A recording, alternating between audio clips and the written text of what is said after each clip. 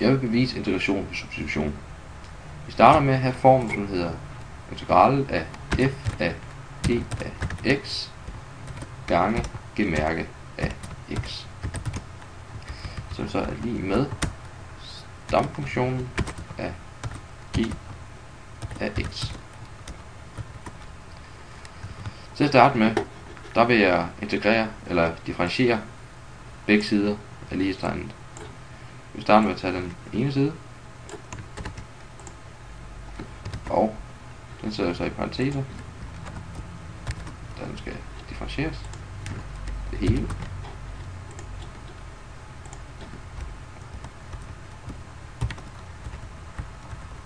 Og så tager vi den anden side,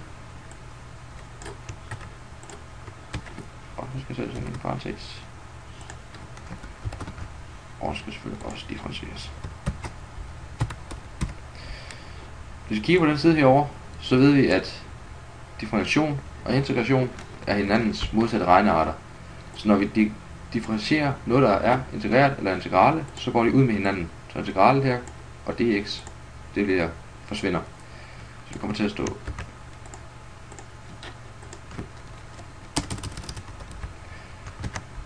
f af gx gange gemærke af x.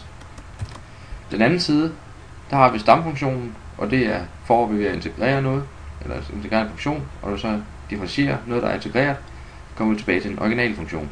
Så den kommer til at hedde f af g af x. Og så har vi det, der hedder kædereglen, og det gør, at vi får en gemærke af x oveni. Og nu kan vi så se, at den her ligning her er det samme på begge sider. Og derved så har vi bevist, at vores funktion er den samme, eller at det er sandt, vores funktion heroppe. Nu vil jeg så prøve at lave en opgave med den her. Og der har vi et integral, der hedder 7x plus 5 og plus det fjerde. Og der har vi så to funktioner. Vi har den herinde, og vi har den her. Så vi har en sammensat funktion. Og det bruger vi en substitution. Altså vi tager noget af den ud og differentierer det. Og det nemmeste det vil være at tage det her ud. Så vi tager det her ud og kalder det i stedet for t. Som så er lige med det vi har taget ud. Så har vi kun t opløst et fjerde tilbage. Så den kommer til at hedde t opløst i 4. Og den integrerer vi, og det kommer så til at hedde starten med bare at sige, at vi lægger 1 t i potensen, den her t opløst i 5. Og dividerer vi, og der står så et usynligt 1-tal, som dividerer med 5. Så der kommer til at hedde 5 t opløst i 5. Vi vil så gerne have det her op til at ligne dx. Og det gør vi ved at sige, at t integreret er det samme som at sige dt dx, da vi integrerer i forhold til t nu, eller differentierer i forhold til t, som så er lige med. Når vi så differentierer den her, så er det 5'eren her, det er en konstant, så den forsvinder, og vi skal fjerne en i potensen, og der står så et usynligt 1-tal, så det kommer til bare til at hedde 7. Så skulle vi have det her til at ligne dx, så vi kan sætte det i stedet for. Og det vi gør, det er at vi siger, at vi flytter først dx over på den anden side, så den kommer til at hedde dt lige med 7 gange dx. Så vi skal have isoleret dx. Det gør vi ved at dividere 7 over på den anden side tilbage til dt, så den kommer til at hedde en 7.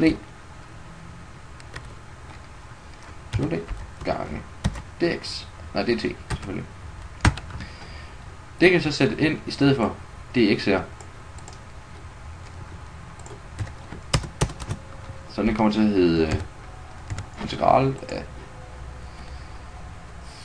t opløst i 4. Og så skal det selvfølgelig ikke stå dx, men dt.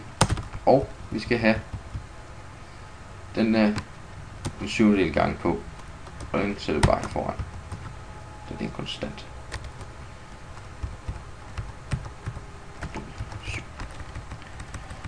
Det her, det kan så integrere. Eller det bliver så integreret. Og der er en 7/7 af en konstant, så ryger det bare ud foran. For en integral, så den kommer til at hedde 7/7. Og så har vi integralen.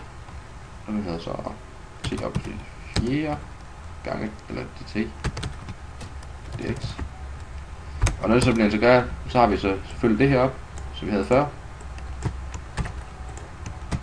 Og så har vi en 7/7, som lå foran, som vi stadig ikke har med. 7/7. Og det skal vi selvfølgelig i gang med. Og så har vi faktisk integreret det, men vi tog jo den her ud og kaldte den t i stedet for. Det skal vi så have puttet tilbage igen. Så det kommer til at hedde den her. Kommer så til at hedde det. Med. Og så skal jeg sætte det i stedet for t. Så har vi det her op, der hedder 7x plus 5. 7x plus 5. Og så har vi integrationen af vores funktion heroppe.